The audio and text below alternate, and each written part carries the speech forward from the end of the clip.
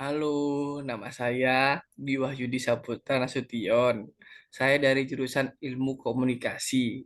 Di sini saya akan membahas tentang teori postmodern.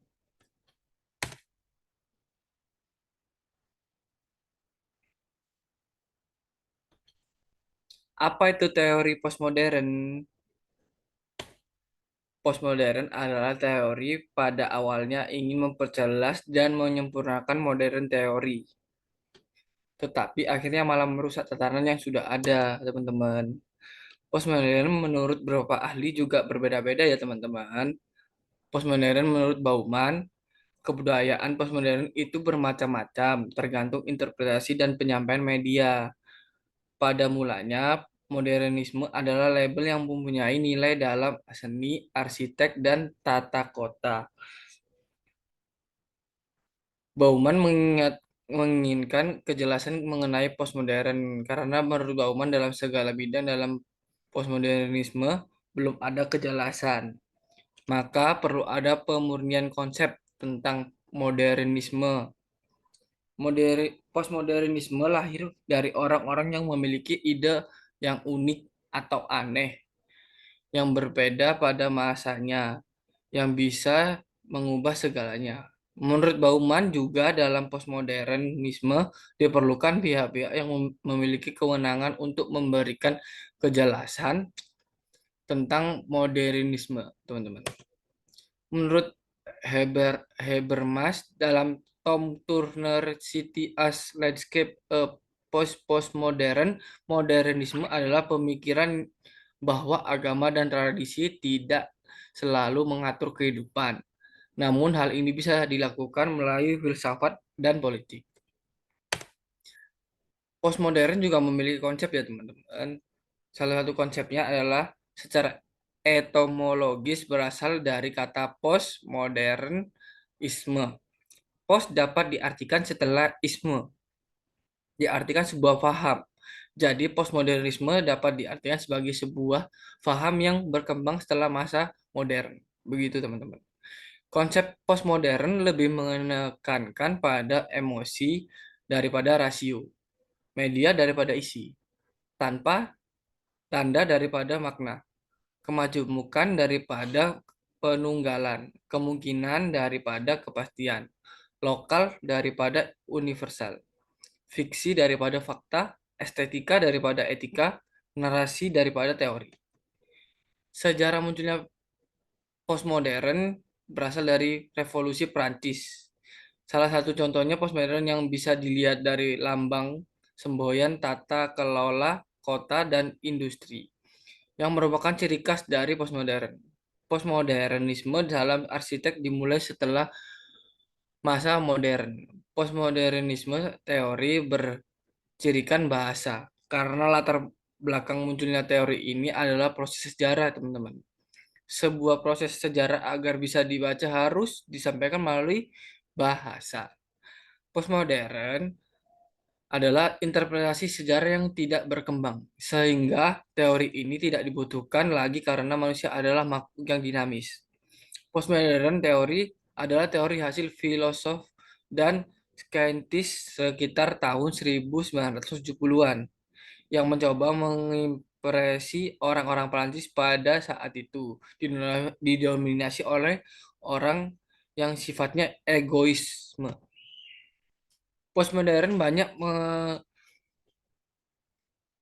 mengangkat sejak tahun 1950-an dalam berbagai bidang sehingga menimbulkan banyak problem. Semua bidang ya teman-teman. Sebagai contoh, melihat fenomena Jeans Levis dengan teori postmodern setelah ditelaah lebih jauh, malah akan menimbulkan banyak pergesekan makna.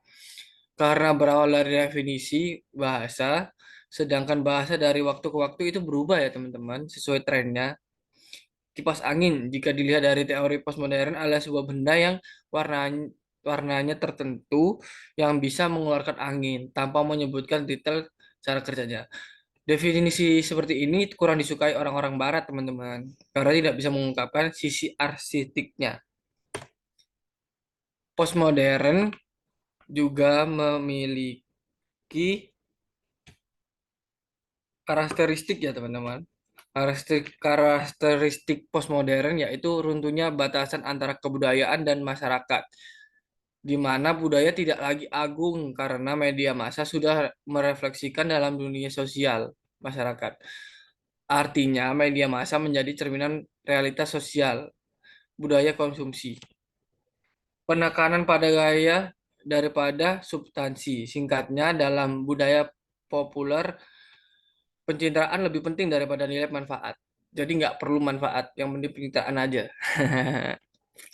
Runtuhnya batasan budaya kebudayaan tinggi dengan budaya populer, di mana masyarakat tidak lagi bisa membedakan mana karya seni dan mana karya seni populer.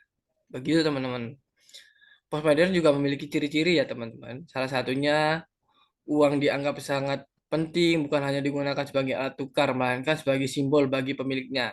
Jadi uang itu kalau seperti Raffi Ahmad gitu teman-teman, kaya raya. Budaya yang cenderung mengeksploitasikan kesenangan daripada manfaat. Jadi kalau senang-senang nggak ada manfaatnya nggak apa-apa. Senang-senang aja terus tanpa memikirkan orang lain. Memudarnya kepercayaan pada agama yang dianutnya. Jadi kayak orang ateis gitu teman-teman. Nggak usah sholat, nggak usah mengaji, nggak usah ke gereja, ke Camden aja gitu teman-teman. Munculnya radikalisme etnis dan agama sebagai reaksi daripada kekuatan media massa. Bahasa yang digunakan seringkali tidak memiliki kejelasan makna sehingga terdengar ambigu, bertele-tele, ambigu, seperti orang kurang cerdas gitu teman-teman. Budaya postmodern ini saya sebutkan dari budaya kapitalis ya teman-teman. Budaya kapitalis muncul sebagai akibat dari meledaknya industri media massa. Pemilik modal lebih suka menanamkan modalnya di industri media massa karena keuntungannya jelas lebih besar dan menggiurkan, seperti sponsor dan partnership. Adanya monopoli pemilik modal sebagai menentu berlangsungnya konten media massa.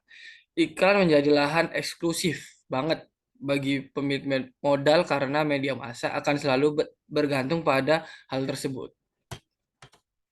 Dari budaya konsumsi ya, ini sekarang dari budaya konsumsi. Objek-objek konsumsi menjadi bagian internal pada diri seseorang sehingga sangat mempengaruhi dalam bentuknya pembentukan dan pemahaman konsep diri. Seperti ketika seorang remaja dianggap gaul, maka remaja itu harus berlomba mengikuti tren saat ini. Iya teman-teman, seperti sekarang itu, kalau sekarang itu trennya itu lagi kayak ke diskotik, pulang malam gitu teman kita. Itu kita harus ikuti kayak gitu-gitu. Saat ini, objek konsumsi mampu menentukan prestisi, status, dan simbol-simbol sosial tertentu bagi pemakainya. Orang cenderung menilai dan mengenali seseorang dari penampilan luarnya, apa yang dikenakannya, aksesorisnya, mulai dari tas, sepatu, kacamata, dan lain-lainnya lah. Pokoknya teman-teman, anak gaul. Kalau sekarang itu biasanya, kalau orang kayak gitu tuh, nih, pasti ada yang negur. Biasanya yang negur itu polisi skena namanya, teman-teman. Polisi skena. Barang-barang bermerek merupakan simbol sosial yang menunjukkan kelas dan status sosial seseorang yang tinggi dan cenderung eksklusif. Ya, kayak kalau kayak ke kampus bawa mobil, ke kampus naik Vespa gitu tuh kelas sosialnya biasanya tinggi, teman-teman. Begitu ya.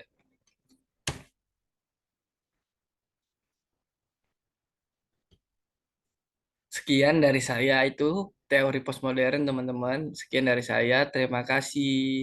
Dadah. Sampai jumpa. Makasih.